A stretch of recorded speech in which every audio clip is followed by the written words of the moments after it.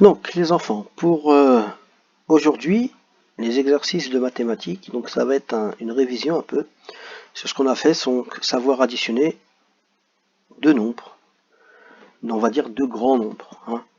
Là, ce sera 23 plus 45, vous voyez, 23 plus 17, et la méthode est toujours la même, les enfants. On va garder la même méthode, on va dessiner des paquets de 10 et le jeton seul, d'accord? Donc la méthode, vous vous rappelez, hein, je ne vais pas le faire puisque vous devez faire les exercices tout seul, mais je vais juste vous rappeler qu'il faut dire que 23 par exemple c'est deux paquets de 10, donc je dessine deux paquets de 10 et je dessine trois jetons seuls. 23, deux paquets de 10 et trois jetons seuls. Et je fais la même chose avec un 45 à côté, sauf que quand je fais 45, je fais bien attention de mettre les jetons seuls à côté des autres et de mettre les autres paquets de 10 plus loin. Donc là, ça sera 5 jetons seuls ici, plus les 4 paquets de 10 à côté. Donc si j'imagine, là j'ai 2 paquets de 10 et 3 jetons tout seuls, ici j'ai 5 jetons tout seuls et 4 paquets de 10. Donc après je commence à compter d'abord en premier les jetons seuls les enfants. Je compte toujours les jetons seuls. Et je regarde s'il y a un nouveau paquet de 10 ou pas.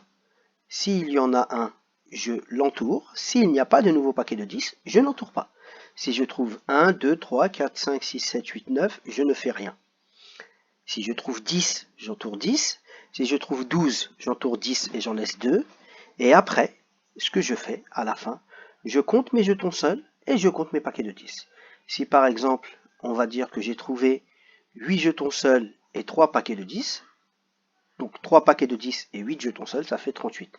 Mais ce qui est important, c'est de toujours commencer par les jetons seuls, les enfants. Donc je répète la méthode. Je prends le premier nombre, je le représente sous forme de paquet de 10 et de jetons seuls ici, à gauche. Je mets d'abord les paquets de 10 et les jetons tout seuls ici. Pour le deuxième nombre, je fais pareil, sauf que je commence d'abord par mettre les jetons seuls ici, pour qu'ils soient à côté des autres, et je continue avec mes paquets de 10. Donc, et à la fin, ce que je fais à la fin, c'est que je compte d'abord mes jetons tout seuls pour savoir s'il y a un nouveau paquet de 10, et ensuite, je compte le reste, mes paquets de 10 et mes jetons seuls. Voilà la méthode, et il faudra faire exactement la même chose pour ces 6 exercices. Pour aujourd'hui, ce mercredi, vous allez faire l'exercice numéro 1. Vous verrez que les cas de l'exercice numéro 1 sont les cas les plus simples, où il n'y a pas, normalement, il n'y a pas de nouveau paquet de 10, sauf un exemple. Vous verrez, il n'y a qu'un seul exemple où il y a un nouveau paquet de 10. Donc, le travail d'aujourd'hui est assez simple. Et demain jeudi, vous ferez l'exercice numéro 2, et là, vous verrez qu'il y a de nouveaux paquets de 10, et il y a même un endroit où ici, par exemple, où il y a 9, où il n'y a pas du tout de paquet de 10, et peut-être qu'il y aura la formation d'un nouveau paquet de 10 quand on le rajoutera à 44. Mais je veux voir dans toutes les opérations, je veux voir les paquets de 10, les jetons tout seuls, et je veux voir entourer les nouveaux paquets de 10. C'est ça qui est important. Je ne veux pas de résultat seul. Je ne veux pas un résultat tout seul où on me marque directement la réponse, où on me marque un calcul. Je veux vraiment voir la méthode des paquets de 10 et des jetons seuls, les enfants. Donc je vous souhaite un bon courage.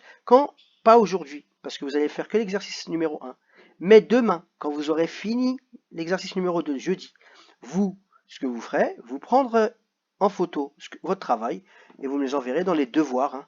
Ça sera dans les devoirs du dimanche 31 normalement. Voilà, en vous souhaitant une bonne journée, bon travail et bon courage.